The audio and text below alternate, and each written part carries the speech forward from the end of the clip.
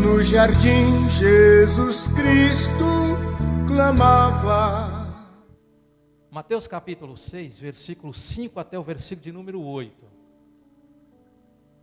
Nós falamos na última vez que eu ministrei sobre, a primeira vez que eu ministrei sobre o Pai Nosso, eu falei que você deve orar. Você que se diz cristão deve orar. Não é uma sugestão, é uma, vou dizer assim, uma imposição, é uma ordem. Você deve orar, e se deve não está perguntando, sugerindo você orar. É um dever seu orar, principalmente você que diz que é cristão. Nós começamos a falar que os discípulos perceberam que deveriam aprender a orar. Eu usei o texto de Lucas capítulo 11, que quando Jesus terminou a oração, ele estava em um certo lugar, quando ele terminou a oração, os discípulos dele olhou para ele e falou: Senhor, nos ensine a orar, assim como João ensina os seus discípulos a orar. Aí Jesus ensinou a oração do Pai Nosso. E esse mesmo texto de Mateus capítulo 6 aqui é o mesmo texto, paralelo, está um junto com o outro, é o mesmo. Então lá eles pediram para ensinar. Aqui Jesus dá um outro caminho para ele aqui a respeito da oração. Mateus registra aqui esse caminho diferente aqui que Jesus falou a respeito da oração. É dever orar. Mateus capítulo 6, versículo 5 até o versículo de número 8, diz assim: E quando tu orares, não seja como os hipócritas, pois eles adoram orar em pé nas sinagogas e nas esquinas das ruas, para serem vistos pelos homens. E em verdade eu vos digo que eles já receberam a sua recompensa. Mas tu, quando orares, entra no teu quarto, fechando a tua porta, e ore para teu Pai que está em secreto, e teu Pai que vê em secreto te recompensará publicamente. Mas orando, não useis de vãs repetições como fazem os pagãos, pois pensam que por muito falarem serão ouvidos. Não vos assemelheis a eles, pois o vosso Pai sabe do que tendes necessidade antes de pedir a Ele. Na primeira vez falei assim: você deve orar. E o primeiro caminho que Jesus falou a respeito da oração é que você tem que sair da tua prática de oração pública, sair do público e entrar mais para o privado. É sair dessa necessidade que nós temos de ser observado e notados e ser aplaudido e louvado pelo público. Jesus falou assim: esquece esse mundo e entra mais para o mundo privado e principalmente a vida de oração. Nós temos uma tendência de ter prática de oração mais pública e nenhuma prática de oração privada em nossa casa e em nosso quarto. Às vezes nós dobramos os joelhos, oramos aqui na comunidade junto com os irmãos, mas em casa ou sozinho em casa, em qualquer lugar, nós nunca temos a decência de separar algum tempo de oração e ficar a sós com Deus. E Jesus só falou assim, não somente isso que ele estava chamando a atenção, mas ele chamou a atenção primeiro da prática da obra social, do público, sair dessa vida pública e se preocupar mais com o privado. O que Deus acha dessa atitude? Nos primeiros versículos ele chama a atenção, porque o discípulo pede, nos ensina a orar. Aí Jesus vai ensinar a orar e já fala assim, começa pela prática da vida social, da pública para a privada. E não é difícil, porque nós temos essa tendência, quando nós fazemos alguma coisa social, alguma obra, nós queremos que todos nos observem e fiquem aplaudindo e falar, que coisa linda, coisa bonita, que maravilha, e dar louvores para nós. É só nós olharmos nas redes sociais e ter as pessoas que estão pronto para ajudar alguém ou fazer alguma coisa por alguém, está filmando, para ganhar os seus likes, ganhar curtição deles ali. Então está preocupado com as pessoas vão ver, e não é isso. Jesus falou assim, abandone esse instinto de necessidade de ser louvado pelo homem que vocês têm no coração de vocês. Então comece por aí. Então nos primeiros versículos Jesus faz, sai dessa vida social pública, a prática das obras social pública para a privada. O interesse é ajudar, mas também que não seja reconhecido publicamente. Aí Jesus, de repente, ele já muda agora para a vida da oração, aqui. Ele falou assim, agora vamos entrar no caminho da oração. Parece que há uma conexão do interesse da vida pública nossa e com a vida de oração também, da vida pública que nós queremos ter social, para a vida privada. Parece que há algum tipo de conexão e Jesus começa e ele já mostra outro caminho. Vocês têm que começar a orar assim. Então, como eu falei, você tem que orar, você não tem outra opção. Nós devemos orar. Mateus Henry, ele escreveu no comentário dele, falou assim, se um dia algum homem achar algum homem que está vivo e que não respire, há a possibilidade de achar algum cristão vivo que não viva de oração. Mas assim como eu acho que é impossível achar algum homem que está vivo e que não respira, é impossível achar um cristão vivo que não ora. Está entendendo? Então, se você ora, você é um cristão vivo. Se você não tem vida de oração, você está com problema e deficiência grave no teu cristianismo e na tua fé. Não somente isso, Martinho Lutero, o Wesley Duivel, escreveu no livro dele, falou que Martinho Lutero tinha um amigo chamado Micômio, e ele disse que via Martinho Lutero trabalhando todos os dias na obra, escrevendo, traduzindo, escrevendo estudo, escrevendo livro, traduzindo, e se preocupando para levar o evangelho da graça para o povo. Aí disse que Micônio olhava e falou assim, eu não consigo andar junto com Lutero. Eu preciso ajudar ele. Eu acho que o melhor mecanismo, a melhor posição de ajudar ele é através dos meus joelhos dobrados, orando a Deus a todo tempo, incansavelmente, para que ele possa continuar lutando com esforço para que chegue a obra de Deus naquilo que Deus tem proposto. Isso era um amigo dele. Não somente hoje, mas Leonel Fett, ele escreveu, Deus chama todo cristão para trabalhar e para orar. A igreja quer crescer, só cresce através de oração. A igreja não cresce com trabalhos, não cresce com tantas outras atividades. A igreja só cresce quando ela tem consciência que tem que ter vida de oração. Se eu e você, nós podemos nos esforçar para fazer tudo. Nós trabalhamos, nós divulgamos, nós fazemos tantas redes sociais. Mas se a igreja não tiver consciência que ela tem que orar, essa igreja não vai crescer, ela não vai desenvolver.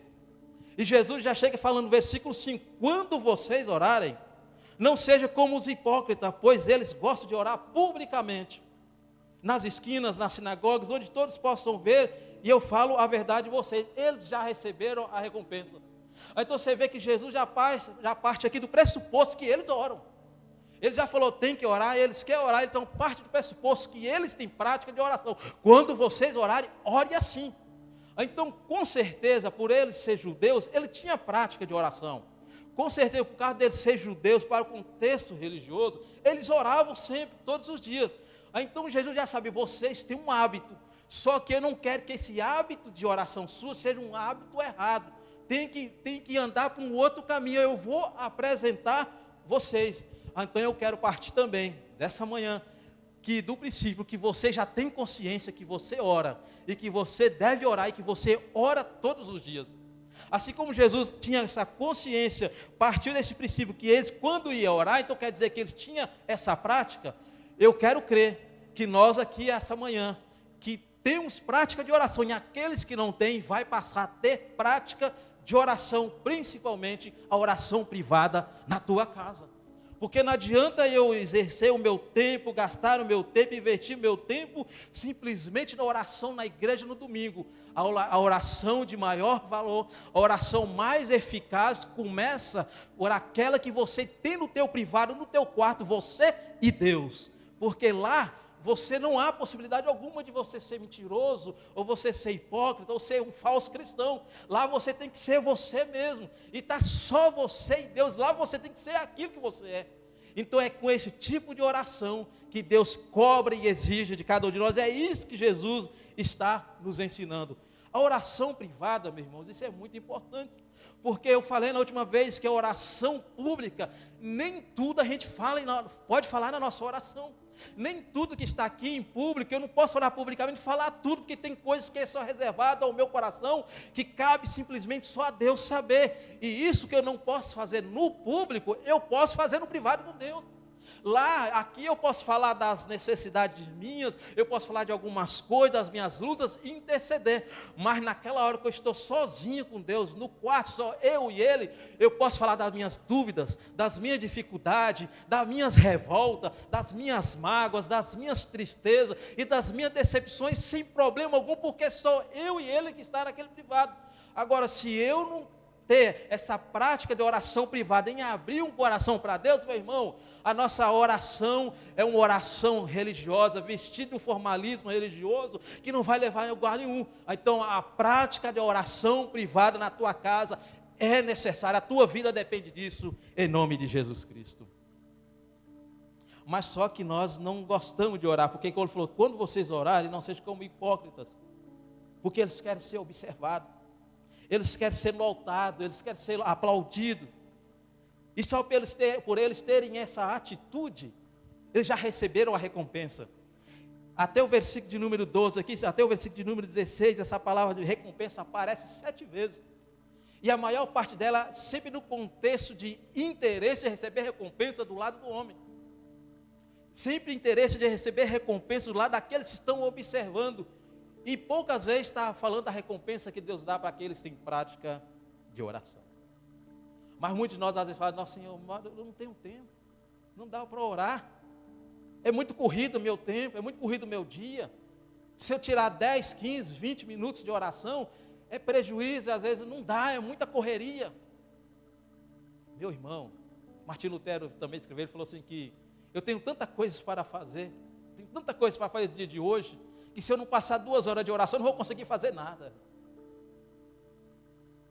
E nós não temos tempo para orar. Temos tempo para tantas outras coisas, tantas besteiras em nossas vidas, mas não tem tempo para conversar com Deus. Não tem tempo para ficar naquela posição, igual o movimento pentecostal fala que eu aprendi, ficar com a posição dos pés para trás. Nós temos os joelhos teimosos, não gostamos de orar. Então, às vezes, nós falamos, nós não temos tempo, somos corrido, e essa correria nossa, o que nós mais sacrificamos é a vida da oração. É tantas atividades que o que mais nós jogamos fora, a primeira substituição, a primeira coisa que nós rejeitamos é a vida de oração.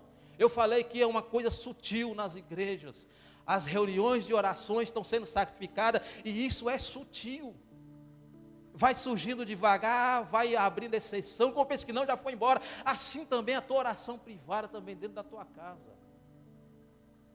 Não tem tempo, vamos sacrificar alguma coisa, sacrificamos a oração. Não temos tempo. Mas nós somos mal administradores de nosso tempo. Se nós falamos que nós não temos tempo para conversar com o nosso Criador, que é Ele que nos sustenta, meu irmão, nós somos ingratos demais. Somos aproveitadores dessa graça dEle. Somos abusadores da misericórdia dEle, se nós não temos vida de oração. Às vezes você fala que não tem tempo, mas todos os cristãos devem orar, e ele deve achar seu tempo e localizar seu tempo. Não existe atividades que possam tomar o lugar da oração na tua vida. Salmista Davi escreveu no Salmo 57, 17, eu oro de manhã, de tarde e de noite. De manhã, de tarde, de noite. Ele não tinha muita atividade, o dia dele era desocupado, era só o rei de Israel. Era só o rei de Israel. E nós que passamos 8 horas, 10 horas dentro de uma fábrica, não temos tempo para orar com Deus, para conversar com Deus, falar com Deus. Nós estamos tanto envolvidos em nossas atividades, que nós esquecemos do dono que nos dá força e graça para executar todas essas atividades que nós temos em nossa vida. Aí eu falei, será que nós somos cristãos? Será que nós oramos? Versículo de número 6. Mas quando vocês orarem, vão para o seu quarto, feche a porta, orem a seu pai, que não pode ser visto, e seu pai que vê o que é feito em segredo, te recompensará. Mais uma vez, ele pressupõe que você ora, mas quando você orar, então quer dizer que ele acredita que você ora. Aí ele fala, mas tem uma coisa, comece, vai para onde? Lugar secreto. Vai. Isso aqui está no imperativo, esses 3 verbos aqui estão no imperativo. Vai para o quarto de vocês. Vai para o lugar de intimidade, isolado. Vai para esse lugar onde que você não deve se preocupar com quem está olhando e ouvindo você. Porque você tem certeza que tem alguém que está olhando e vendo por você, que é o mais importante, é o que mais interessa a você. Então vão para o quarto. Não simplesmente vai para o quarto, mas está o outro verbo, feche essa porta. Feche. Tudo aquilo que diz respeito que pode atrapalhar a tua vida de privacidade de oração com Deus, deve ser anulada, deve ser jogada fora. Então feche a porta. Aí vocês orem a Deus. Só que aí ele chega e fala assim, aí quando vocês orem a seu pai, que não pode ser visto. Aí ele está em segredo, o seu pai que vê você que está em segredo, está sendo feito em segredo, vai te recompensar.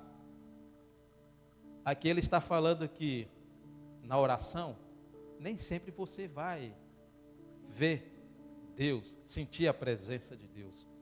Nem sempre em todas as orações você vai sentir a presença de Deus, aquela coisa extraordinária, nem sempre vai acontecer isso.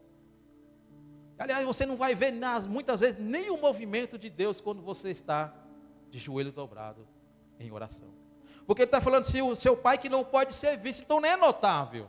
Você não está vendo ninguém, você não está sentindo ninguém que está vendo você orar.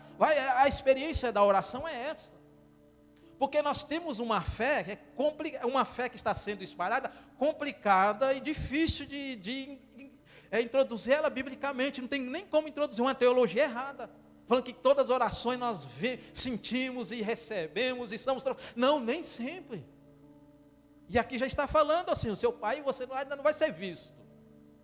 E ele ainda fala, não vai ser visto, mas ele está vendo e ele está em secreto. Você não precisa perceber Deus ouvindo e vendo você. Você simplesmente tem que ter no teu coração convicção, pela fé, que mesmo você não sentindo nada, você não notando nada, tem alguém que está observando você quando você está de joelhos dobrados. Esse é o princípio da oração.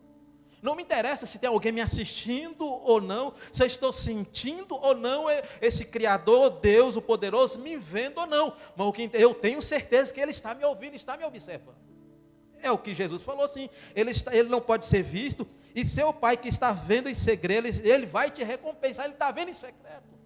Então está entendendo? Nem o mundo vai ver, e às vezes, muitas vezes, nem você vai perceber, mas você sabe. Porque tem algo que foi implantado no teu coração pela palavra de Deus, que nós andamos não por vista, não andamos não porque nós estamos olhando, não porque nós pegamos, mas nós andamos pela fé.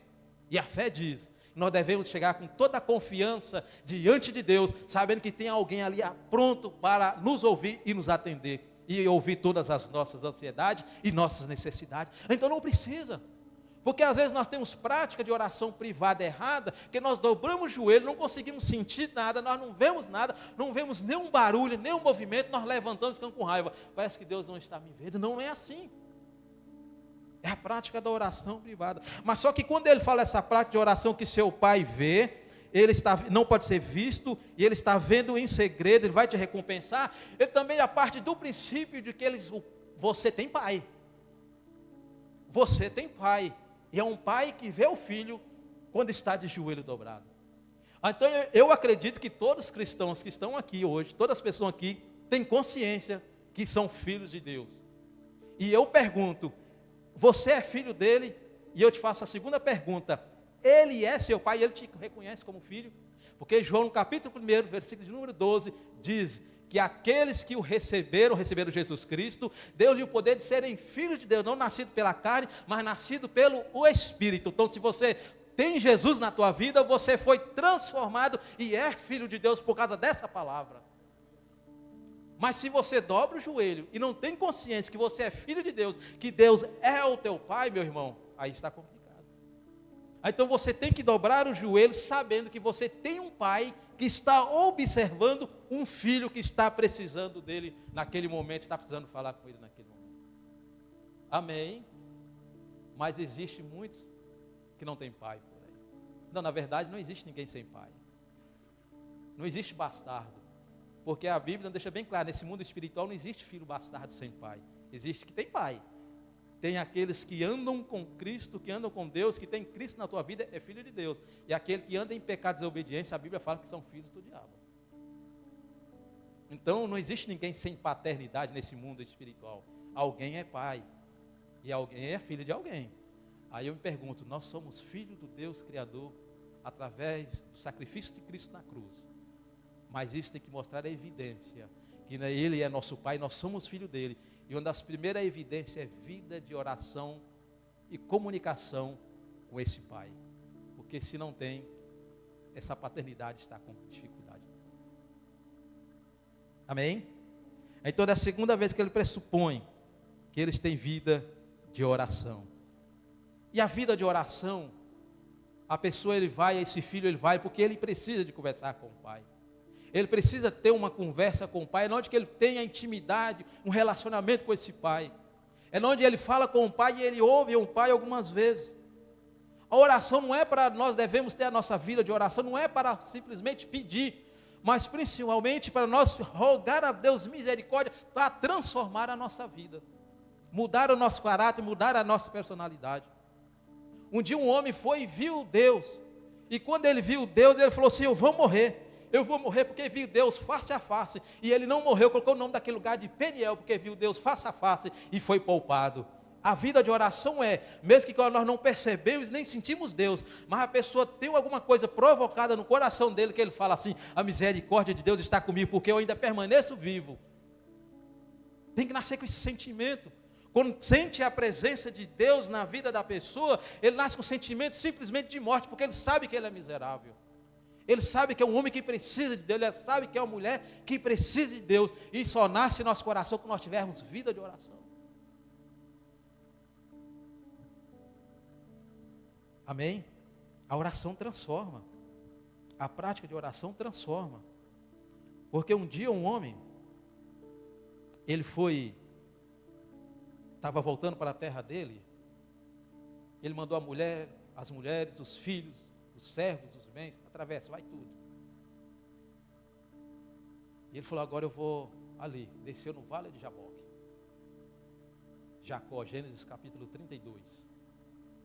Desceu lá no vale, com a noite toda, lutando com um homem de Deus ali, a noite toda.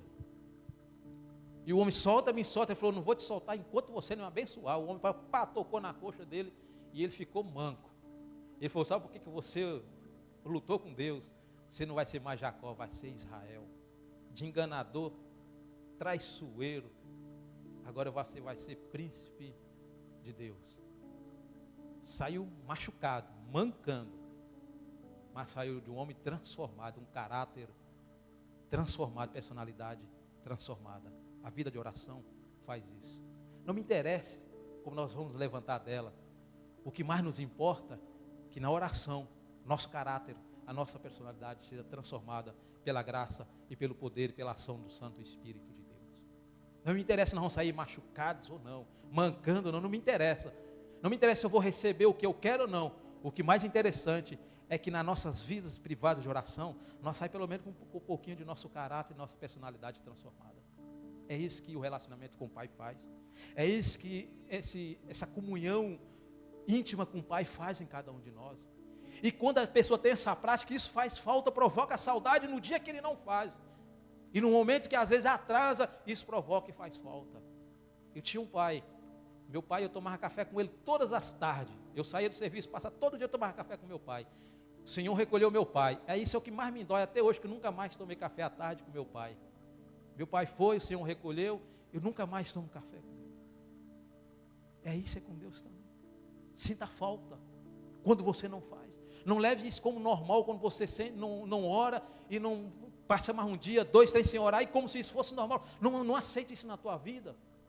Mesmo que você não sabe o que falar, mesmo que você não tenha assunto, dobre o joelho e nem que chore e gema diante de Deus, e fique lá parado, mas não fique sem dobrar o joelho diante de Deus e conversar com Deus. Mas às vezes nós temos jogado nossas responsabilidades muito acima de nossa devoção e dedicação na oração. E às vezes nós temos nos preocupado com o que nós vamos perder, o que vai acontecer quando nós temos vida de oração.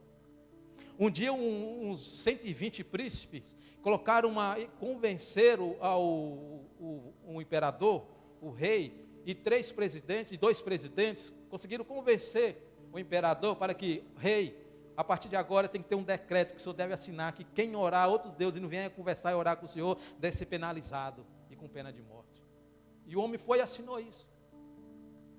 Então todos tinham que orar, e o povo fizeram esses 120 príncipes, mais 2 presidentes, chegaram e fizeram isso, e eles já estavam de olho em um homem que tinha prática de oração todos os dias, 3 vezes por dia, e orava virado para Jerusalém. Daniel. Ele não mudou o comportamento dele, ele não mudou a prática que era normal na vida dele, por causa de uma coisa que ele ia ser penalizada. Foi criminalizado, sofreu pena, foi criminalizado simplesmente porque tinha vida de oração. E como a Bíblia fala, de costume, ele orava 3 vezes ao dia. Se a oração fosse crime hoje, eu queria te perguntar essa manhã, se você seria um criminoso. Se orar e conversar com Deus soberano for crime, considerar que é um crime. Aliás, no país da Europa, se eu ficando na Irlanda, foi considerado como crime. Oração, o moço foi preso porque ele estava supostamente orando em frente a uma clínica de aborto, em espírito, por supor que ele estava orando, prendeu ele. Aí eu te pergunto, e nós? Se for crime, como que você vai se permanecer? É criminoso ou não? Você é criminoso ou não? Você é uma criminosa, irmã? Porque você ora? Você é criminoso, irmão? E esse título de crime, eu acho que seria bem-vindo em nossa vida. Seria muito bem-vindo, mas eu acredito que a maior parte, ele falou assim, que a maior parte dos cristãos não ora. Então eu acredito, eu vou pegar essa palavra, eu acredito que um grande número não ia ser criminoso, porque não tem prática de oração. Ia ser todos inocentes. Daniel saiu de lá, preso. E por ele ser preso, e por ele ser um homem de oração, ele não se importou. Não rompeu a sua prática de oração. E é o que eu falei. Nós mudamos. Substituímos. Olhem as vidas de oração nas igrejas e nossa. As nossas vidas de oração, a vida de oração da igreja está o pastor falou aqui, que está na UTI lutando. E eu acredito que alguns já até morreram já. Igrejas que não oram. Tem muitas atividades, mas não tem vida de oração. E quando falar dessa vida de oração aqui, ele falou assim que tem que ser em secreto, porque seu pai sabe o que vocês precisam. Antes de você pedir, ele vai dar a recompensa. Esse Deus está em secreto, ele é soberano, sabe de tudo. Mas o interesse dele é saber do que você está necessitando, do que você está precisando agora, através dos teus lábios. Tem uma música na harpa cristã, número 296, as meus pesares, pecados e dores, Cristo sabe pela minha oração. E no jardim com Jesus eu quero estar, e quando o mal me cercar, eu quero estar em constante oração. Está entendendo? Os teus problemas, Deus sabe como, sai dos teus lábios. O que você precisa, Deus conhece, porque sai dos teus lábios, você conversa com Ele, fala para Ele, ou Ele sabe porque Ele é soberano e sabe de todas as coisas. Não é porque Ele sabe de tudo que eu tenho que me excluir dessa parte de falar para Ele de nossos pesares, nossos sofreres e nossas dores. Deus quer saber e ouvir da tua boca, irmão, e isso só é possível através da tua oração. É o título de um livro chamado Jardim das Aflições. Não é cristão não, mas é um tema interessante. Nós precisamos cultivar o nosso jardim de aflições, o nosso jardim secreto de oração, que poucos de nós temos em nossas vidas. Amém? A nossa vida de oração transforma tanto a nossa personalidade, quando é orada através de Jesus Cristo, que Paulo, quando ele foi salvo, a Bíblia diz que Paulo estava... Interessante que a Bíblia de Jesus falou para Ananias, falou assim, ele está 3 dias sem comer, está orando. O homem foi salvo num dia, e 3 dias depois já estava orando, já estava até jejuando. E eu falo assim, tem crente que está aí 20, 30 anos dentro do Evangelho, e anos, e não sabe nem o que é oração, e não sabe nem o que é jejum. E Paulo, no primeiro dia, na primeira queda dele, quando ele caiu do cavalo, foi transformado e tinha prática de jejum e oração. E nós crentes estamos aqui. Olha quem era Paulo. Não era que Paulo orava? Paulo orava sempre. E nós estamos aí vivendo. Amém? A oração, meu irmão, ela deve ser feita com a certeza que alguém está nos ouvindo, está nos vendo, e que no tempo dele, e na hora dele, e na vontade dele, ele vai nos atender. Orar sem fé é perca de tempo. Então você tem que aprender, nós devemos aprender a orar, conversar com Deus e falar com Deus, independente se ele vai responder imediato ou vai demorar, ou se vai dar a resposta conforme nós queremos. Nós devemos orar com fé, que sempre a vontade dele é boa e é perfeita para nós. Isso é a vida de oração. A oração tem que levar, nos conduzir a isso. E a oração não só faz isso, a oração também nos transforma. E quando você tem vida de oração, quem está do teu lado percebe que você é um homem e uma mulher de oração. É só nós olharmos para Moisés, 40 dias no monte só. E quando ele desceu, o povo olhou para ele e ele estava brilhando, radiante. E ele teve que cobrir por causa da glória de Deus, saiu transformado. E o povo notou, ele é um homem de oração. Será que as pessoas, nossos irmãos de nossa comunidade, podem olhar para mim e você e olhar, ela ora, eis que ele está orando. Eis que esse homem, essa mulher é mulher de oração, porque há uma coisa diferente nele, e o que há diferente dele? É a presença do divino. Será que as pessoas notam em nós que somos pessoas de oração? F.B. Maia disse que recebeu 2 amigos na casa dele, e eles que quando viu esses homens orando, ele falou assim, não deveria eu também ter essa mesma experiência, e ter mesmo esse comportamento de vida de oração? Porque ele percebeu que a vida de oração é muito eficaz, e as outras, e não é que nós queremos mostrar, é porque isso é notório na vida de qualquer um que tem vida de oração. Amém? No versículo de número 7, mais uma vez, a terceira vez, ele pressupõe que você ora. Ele pressupõe que você está orando. Não fica aí como pessoas ficam orando como os pagãos aí fazem, não. Pois pense, por muito tanto falar, serão ouvidos. Então a oração não é por muito falar, é o quanto o teu coração está naquilo que você está falando. Não é pela quantidade de repetir, não é que nós não devemos orar constantemente, repetindo a oração, mas é que o negócio dele estava errado, o coração estava aplicado na quantidade. Não, o coração nós deve estar aplicado naquilo que nós falamos para Deus, é nisso aí. Quanto de nosso coração está dedicado sinceramente à nossa oração? Quanto de nosso coração, a nossa alma está naquilo que nós expressamos para Deus? Wesley Duivel, ele fala que isso se chama, para todo cristão deveria ter, ministérios de lágrima. Somente de liderança, ministério de lágrima e coração arrebentado diante de Deus, humilhante diante da oração, na oração diante de Deus. Será que nós temos isso, hein, meu irmão? Quantos de nós não sabemos o que é chorar diante de Deus? Aliás, nem sabem o que é, isso é feio demais. Quando nós não sentimos nosso coração quebrado diante de Deus, nossa oração. É interessante que quando Dário ele promoveu, ele revogou, ele assinou aquela lei, sancionou aquela lei que deveria ser punido quem orasse. Quando ele orou e viu que Daniel ia ser punido, a Bíblia fala que ele foi para o quarto dele, para o palácio dele, não dormiu a noite toda, ficou com o coração dele arrebentado por causa daquela lei. Revoltado, triste, danoso o coração dele. E de manhã, logo cedinho, ele já correu. Daniel, o teu Deus te salvou. O teu Deus te guardou aí na cova do leão. Eu acredito que a dor e a angústia do coração desse homem foi um tipo de oração que faz perder a noite toda e crendo que um Deus pode resolver e trazer uma solução para aquele tipo de problema. Será que não seria isso um tipo de oração? Será que nós não devemos aprender como ele também faz com o nosso coração penoso? Será que não tem dores nesse mundo o suficiente? Será que você não tem problemas o suficiente? Será que essa igreja, nossas igrejas, nossa família não tem problema o suficiente para nós sentir dor, sentir angústia para conversar com Deus a respeito dessas coisas? A oração, ela deve ser vestida, enfeitada, não com nossos estilos religiosos, decorosos e arrogantes, soberbos. Deve ser com simplicidade e sinceridade.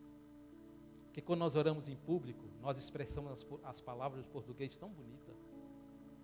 Menos eu, né? Porque o sotaque mineiro é complicado. Mas nós falamos tanto, nós damos aula de gramática para Deus. Nós falamos tão bonito, falamos tão belo. A oração tem que ser simples. Então vamos vestir a nossa oração com simplicidade e sinceridade. Versículo número 8. Não seja como eles, pois o Pai de vocês sabe o que vocês precisam mesmo antes de você pedir qualquer coisa. Mais uma vez ele pressupõe que você ora. E na segunda vez ele pressupõe que você é filho de Deus. Mais uma vez, Jesus aqui pressupõe que os discípulos têm consciência que eles são filhos de Deus. E quando ele fala que é filho de Deus, e fala mais uma vez aqui, que vocês que são filhos, que o Pai está vendo vocês e sabe que vocês precisam, está mostrando que os filhos têm liberdade, e eles não são estranhos na casa do Pai. Aí eu te faço uma pergunta, você é estranho ou não diante de Deus? Será que nós somos conhecidos por Deus, por ser filho dele, porque temos relacionamento com ele? Ou você é completamente estranho na casa do Pai? Será que nesse reino de Deus que nós falamos, que ele faz parte de nossa vida, ele realmente nos conhece como filho, nós o conhecemos como Pai, nós somos conhecidos e conhecemos ele? Ou nós somos estranhos nesse reino desse Deus divino? Você é estranho, meu irmão?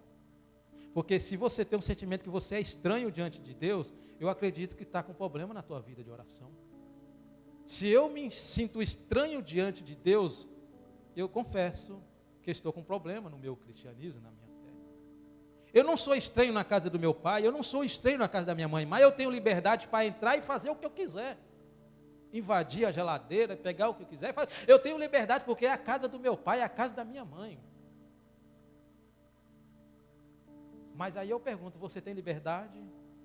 Porque se Cristo chamou você para a liberdade, se verdadeiramente você é livre, então é porque Cristo se libertou. Mas se você continua sendo estranho nesse reino, a tua paternidade, a tua filiação com Deus está com algum tipo de dificuldade aí. Aí eu te pergunto, você é estranho ou conhecido por Deus? Porque o Hebreus fala que nós devemos estar com toda a confiança de Deus. Filhos confiam. Filhos têm certeza que tem um pai lá. E os filhos estranhos, ele tem comportamento estranho, não tem muita intimidade, não sente liberdade para fazer aquilo que sente no coração dele, que quer fazer na casa do pai. Não, filhos, quando ele conhece isso, ele faz, porque ele conhece o pai. Porque a comunicação entre ele e o pai é uma comunicação genuína, diária e sempre, onde um se expressa e derrama para o outro o coração. E essa comunicação não tem barulhos estranhos. Nós falamos na penúltima lição sobre barulhos estranhos, ruídos estranhos na comunicação.